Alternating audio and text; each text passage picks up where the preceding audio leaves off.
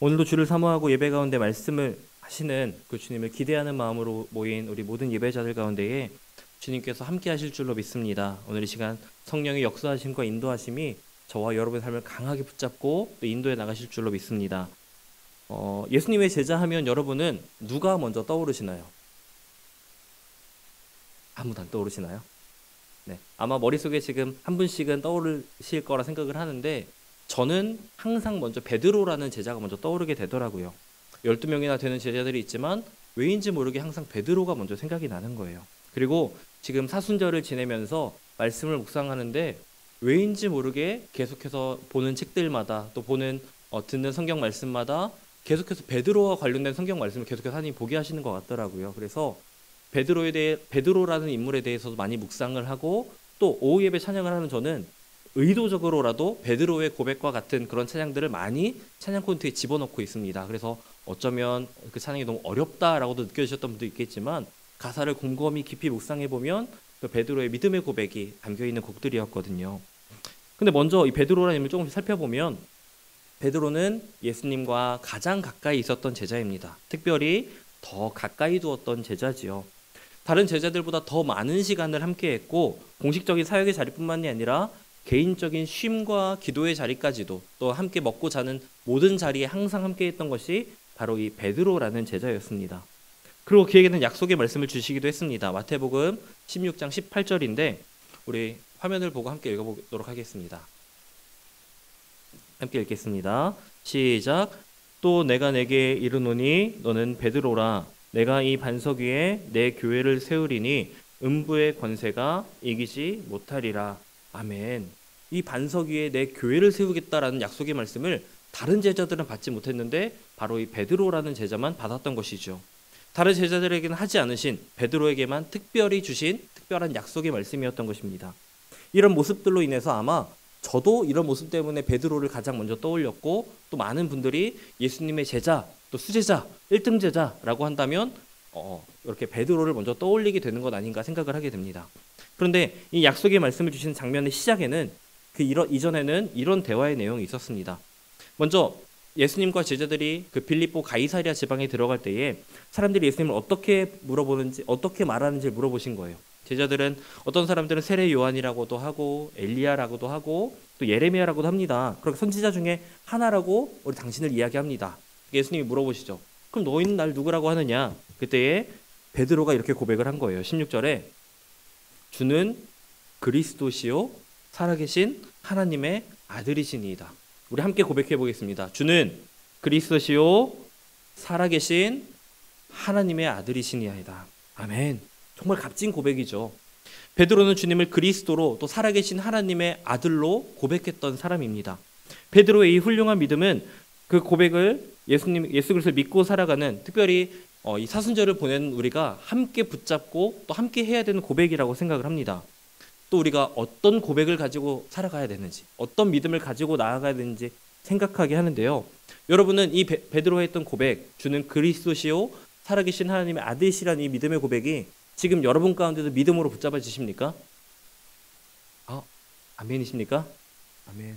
이것이 아직 믿어지지 않으신다면 믿음으로 붙잡을 수 있으시기를 또 그리고 믿어지는 분들은 그 믿음이 흔들리지 않으시기를 주님의 이름으로 축복합니다.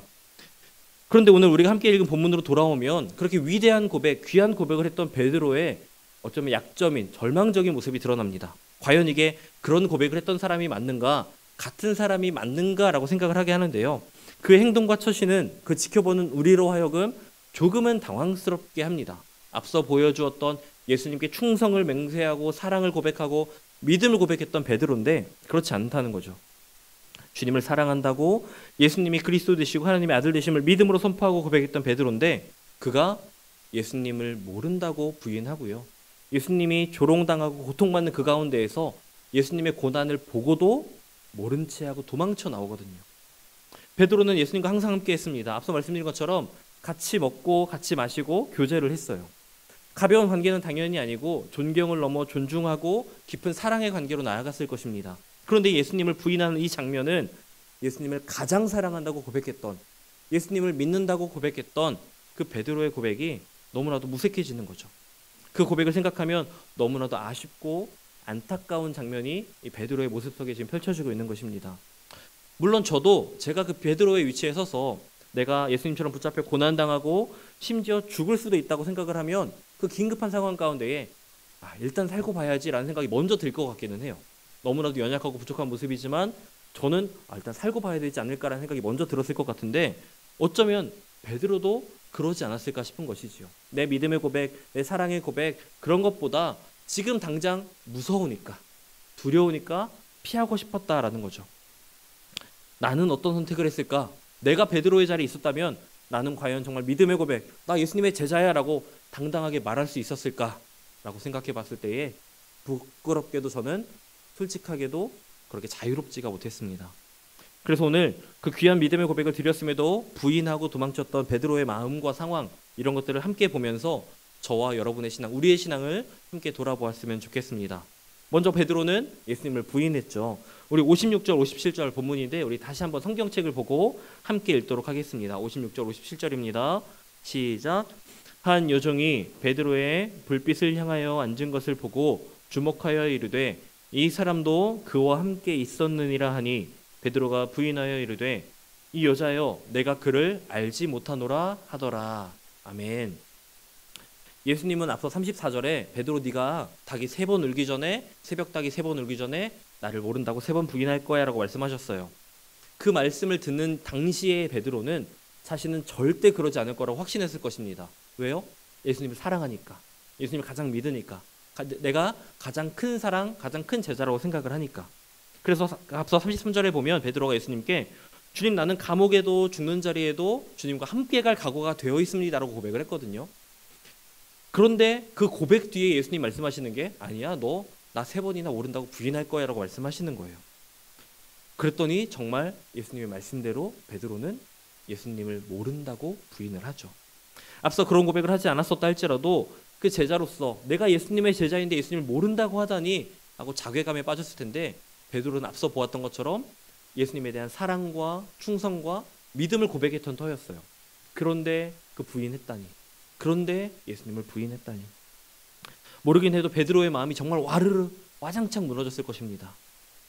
그런데요, 그런 베드로의 마음을 묵상하는데, 베드로의 모습을 묵상하는데 저도 마음이 편하지가 않은 거예요. 그 베드로의 모습이 저의 모습 같았거든요. 저도 믿음의 확신 가운데 살아가고 있고 예수님을 가장 사랑한다고 고백하는데 내가 정말 베드로의 위치에 섰을 때에, 베드로의 상황이 주어졌을 때에 내가 정말 믿음의 고백대로 결단대로 행할 수 있는가? 죽기를 각오하고 예수님을 타협하지 않고 포기하지 않고 부인하지 않을 수 있는가? 그런데 너무 제 눈에 애들이 먼저 밟히더라고요. 나 죽으면 안 되지.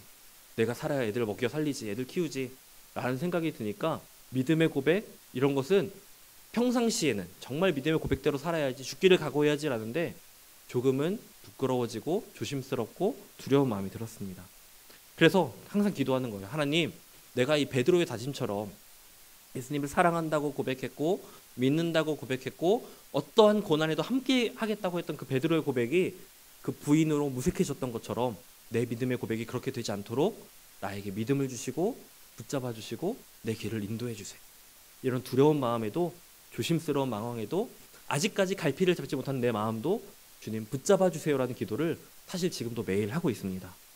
그러면서 동시에 인정하는 거죠. 동시에 내가 언제든 무너질 수 있는 존재라는 걸 인정하면서 나아가는 거예요. 하나님, 베드로도 그렇게 예수님을 따르겠다고, 예수님 배신하지 않겠다고 했는데 결국 그도 부인했던 것처럼 지금 내 믿음의 고백도 언제 타협이 되고 꺾이고 무너질지 모릅니다. 하나님, 붙잡아 주세요.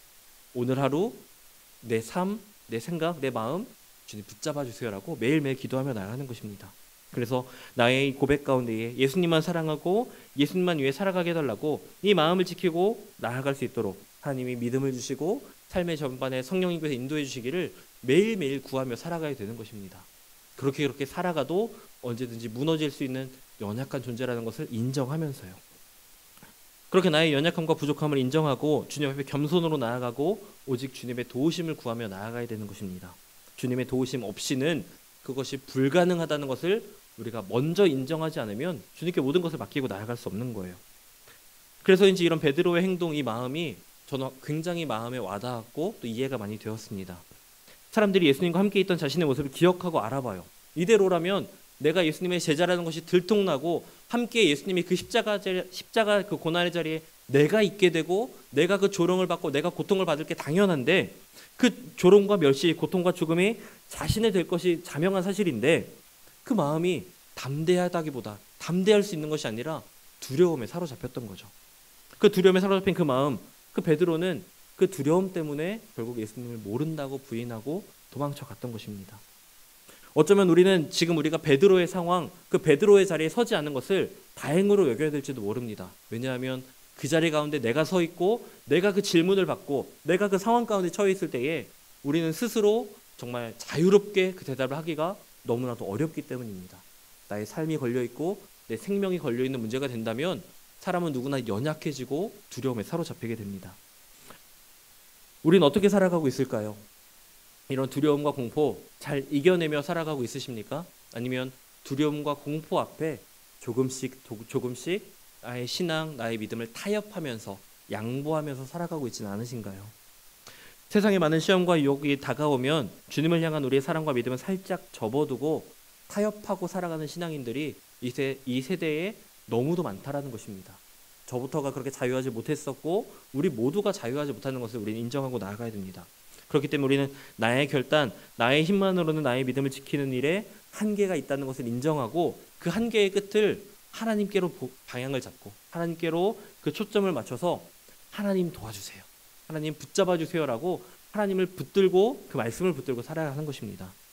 예수님은 이런 사실을 잘 알고 계셨기 때문에 32절에 이렇게 말씀을 하신 거예요. 함께 화면을 보고 읽겠습니다. 시작. 내가 너를 위하여 내 믿음이 떨어지지 않기를 기도하였노니. 아멘. 베드로를 향한 예수님의 마음이 담긴 말씀입니다. 예수님이 너를 위하여 너의 믿음이 떨어지지 않기를 위하여 기도했다라고 말씀하시는 거예요. 여러분 안에 예수님의 사랑이 그 마음이 품어지시고 믿어지셨으면 좋겠습니다.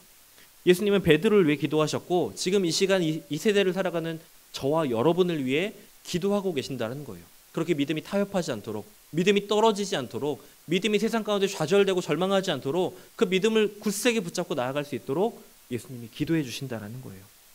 이 사실을 믿음으로 붙잡고 살아가시기를 주님의 이름으로 축복드립니다. 또 자신의 정체성을 부인한 베드로의 모습을 좀 더 살펴볼 텐데 조금 뒤에 상황을 보면 58절과 59절에 보면 우리 성경을 함께 읽어보도록 하겠습니다. 22장 58절 59절인데요. 함께 읽겠습니다. 시작. 죽음 후에 다른 사람이 보고 이르되 너도 그 도당이라 하거늘 베드로가 이르되 이 사람아 나는 아니로라 하더라. 1시간쯤 있다가 또 한 사람이 장담하여 이르되 이는 갈릴리 사람이니 참으로 그와 함께 있었느니라. 아멘. 방금 전에 예수님을 모른다고 부인했던 베드로였습니다. 그런데 그 예수님을 모른다고 부인하고 배신한 데 이어서 자기의 소속한 공동체와 정체성을 부인하는 베드로의 모습이 지금 보여지고 있는 것입니다. 앞서 말씀드린 것처럼 베드로는 예수님의 12제자 가운데서 예수님과 가장 오래 함께 있었고 그 제자 공동체 안에서도 함께 했던 사람입니다. 가장 많은 시간을 보냈었어요. 그런데 예수님을 살아계신 하나님의 아들로 그리스도로 고백한 것도 베드로뿐이었습니다. 그런데 그 베드로는 예수님의 제자로서 분명한 정체성을 가지고 있었어요. 그의 제자라는 사실은 그에게 자랑이 되었고 또 그의 자부심을 충만하게 했을 것입니다. 사람들은 왜냐하면 자신이 속한 공동체, 자신의 출신, 어떤 사람과 함께 있다는 것만으로도 큰 자부심을 얻게 되기 때문입니다. 예를 들어서 멀리서 찾을 것도 없을 것 같아요. 우리 춘천에 보면 박사마을이 있죠. 박사마을이 왜 박사마을인지는 저보다 여러분이 잘 아시겠죠? 박사들이 많이 나왔기 때문에 박사마을로 부르는데 마을 출신 박사들의 이름을 그 앞에 비를 세워서 빼곡히 적어두고 기록해두고 있어요. 그런데 그것을 만든 사람은 박사가 아니잖아요. 그 마을에 지금 살고 있는 분들은 박사가 아니잖아요. 근데 이름을 박사마을로 짓고 그것을 새겨놓는 이유는 뭐예요? 우리가 속한 공동체, 우리 지역, 우리 마을 출신이 잘 되고 성공하고 높아지는 것, 그것이 우리의 자랑이야. 내 소속, 내 공동체가 잘 되는 것이 자랑이라고 여기기 때문입니다. 또 지난 2022년 카타르 월드컵 때도 그랬죠. 손흥민 선수가 우리 춘천 출신이야. 그리고 심지어는 황희찬 선수는 부천에서 자란데도 불구하고 황희찬 춘천에서 태어났어. 우리 춘천의 자랑이야. 이렇게도 말씀을 하시더라고요. 그것이 우리 춘천에는 큰 자부심이었던 거죠. 또 마지막 하나 더 예를 들면 제가 해병대를 나오진 않아서 잘 모르겠지만 우리가 잘 알고 있는 해병대 부심이 있잖아요. 해병대에 나왔다는 것만으로도 그 출신만으로도 그 소속감과 정체성만으로도 그것이 나 해병대야라는 자부심 가운데 살아갈 수 있다라고 하더라고요. 그래서 그 소속감 정체성을 부인하는 일은 절대 생각도 할 수 없는 일이고 있어서도 안 되는 일이라고 해병대 출신 분들에게 들었는데, 오늘 베드로는 자기의 정체성인 그 정체성의 중심인 예수 그리스도를 부인하고 배반한 거예요. 그리고 3년의 시간 동안 함께 먹고 마시고 함께 했던 그 공동체, 제자 공동체와 그 속한 모든 것들을 3년의 시간을 깡그리 지금 부인하고 있다는 것입니다. 그분과 함께 했던 시간, 제자 공동체에서 함께 누렸던 은혜와 그 먹고 마셨던 모든 시간들을 나 몰라, 나 거기 아니야, 거기 속한 사람 아니야 라고 부인하고 있다는 거예요. 너도 그 도당이지? 너도 한패지? 난 아니야. 그거 함께 있었지? 아니, 네가 하는 말이 무슨 말인지 모르겠어. 난 함께 있지 않았어. 예수님을 부인했고 제자 공동체를 부인하고 함께했던 3년의 시간 동안 다 부인해버렸어요. 예수님을 가장 사랑한다고 고백했고 예수님을 그리스도라고 고백했던 베드로였지만 자신의 인생에서 예수님과 관련된 모든 것들을 지금 부인해버린 것입니다. 어쩌면 지금까지 인생에서 가장 빛나고 가장 의미 있었고 가장 자존감이 높아졌을 그 모든 시간들, 모든 것을 부인하고 모른 척 해버렸습니다. 배신해버렸어요. 우리는 베드로의 모습을 바라보면서 우리 모습을 바라볼 수 있었으면 좋겠습니다. 나의 정체성은 어떠한가 생각해 볼 필요가 있는 것이지요. 주님 앞에 나는 지금 어떤 존재인가, 또 세상 앞에 나는 내 정체성을 온전히 드러내고 있는가, 나는 세상에서 나를 누구라고, 어디에 속한 존재라고 말하면서 살아가고 있는가 하는 것입니다. 정리하자면 오늘 베드로는 두 가지를 부인했습니다. 첫 번째로는 예수님 자체를 부인했고 두 번째로는 나의 정체성을 부인했습니다. 여러분 지금 무엇을 부인하며 살아가고 있으십니까? 나에게 닥쳐오는 시험과 유혹 이런 것들을 부인하며 살아가고 있으십니까? 아니면 세상에 속하기 위해서 예수님을 부인하고 지금 내가 속한 이 소양교회, 이 믿음의 공동체를 부인하며 살아가고 있으십니까?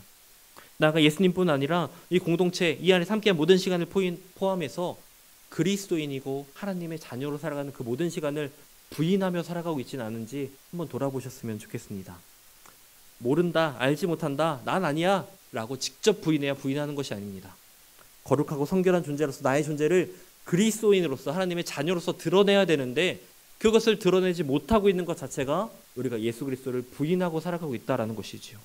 지금도 내 안에 살아계시고 나를 사랑하시고 나를 위해 중보하시는 예수님이 지금 나와 함께 계시는데 그분이 내 삶에 드러나지 않는다면 우리는 내 삶의 전적으로 예수님을 부인하며 살아가고 있다는 것입니다.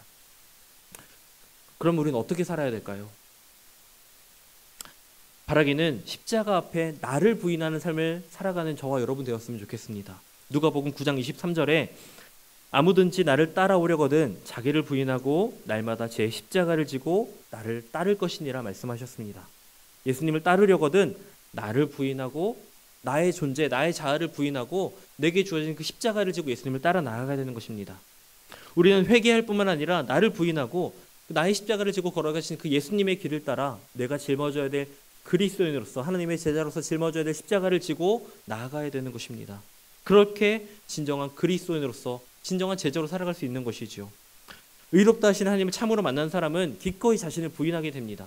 내가 살아있다면 난 의로울 수 없고 나를 철저히 부인하고 예수님을 영접해야지만 내가 의로운 존재가 될 수 있기 때문입니다. 내 안에 여전히 살아있는 옛사람 죄된 본성을 십자가 앞에 못 박아야 되는 것입니다. 그래서 사도 바울은 로마서 6장 6절에 이렇게 얘기합니다. 우리 함께 화면을 보고 함께 읽겠습니다. 시작. 우리가 알거니와 우리의 옛사람이 예수와 함께 십자가에 못 박힌 것은 죄의 몸이 죽어 다시는 죄에게 종노릇하지 아니하려 함이니. 아멘.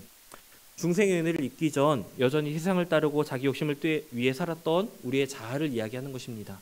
십자가의 길을 가는데 하나님의 자녀로 살아가는데 이런 것들은 옛사람은 옛 자아는 전혀 필요하지 않기 때문입니다. 또 누가복음 14장 26절과 27절에 보면 예수님도 이렇게 말씀하십니다. 무릇 내게 오는 자가 자기 부모와 처자와 형제와 자매와 더욱이 자기 목숨까지 미워하지 아니하면 능히 내 제자가 되지 못하고 누구든지 자기 십자가를 지고 나를 따르지 않는 자도 능히 내 제자가 되지 못하리라 말하고 있습니다. 여기서 자기 목숨은 육신의 생명뿐만 아니라 여전히 나의 만족과 욕심을 위해 살아가는 우리의 살아가는 자아를 의미하기도 합니다. 그 자아가 조금이라도 살아있으면, 그냥 숨겨져 있고 평소에 드러나지 않다 할지라도 그것이 여전히 살아있으면 그것이 예수님을 따를 수 없게 한다라고 우리가 말씀하시는 것입니다. 예수님의 제자로 살아간다는 것이, 하나님을 따라 살아가는 것이 결코 쉽지가 않습니다. 아니, 예수님은 처음부터 쉽다고 말씀하지도 않으셨어요. 목숨을 걸어야 하는 일이고 인생을 걸어야 하는 일입니다. 그 인생이 완전히 뒤바뀌고 인생의 방향이 오직 십자가, 오직 하나님께로 나아가야지만, 그렇게 새로워야지만 갈 수 있는 길이고, 어떤 고난과 풍파에도 우리가 포기하지 않아야 갈 수 있는 길이 그 제자의 길이고 십자가의 길이라는 것입니다. 이 사순절 기간 우리가 예수님과 동행하며 십자가 앞에 내 자아를 모두 내려놓고 나아갈 수 있었으면 좋겠습니다. 여전히 붙잡고 있었던 내 자아를 이 시간 다시 한번 십자가 앞에 못 박고 나아갔으면 좋겠어요. 또 베드로의 믿음이 떨어지지 않기를 기도하셨던 그 예수님의 말씀을 기억하며 지금 내 믿음을 위해 기도하신 예수님을 붙잡고 나아갔으면 좋겠습니다. 또 베드로처럼 예수님을 부인하고 그리스도인으로서 나에 속한 공동체, 그리스도인이라는 나의 정체성을 부인하지 않고 살아갈 수 있는 우리가 되었으면 좋겠습니다. 오히려 내 안에 살아있는 그 내 자아를 버리고 십자가를 내 마음속에, 내 삶 속에, 내 신앙의 여정 속에 바로 세워서 나의 주님, 나의 사랑, 나의 주 예수 그리스도를 내 삶으로 온전히 증거하며 살아가는 저와 여러분 되시기를 주님의 이름으로 축복합니다. 기도하겠습니다.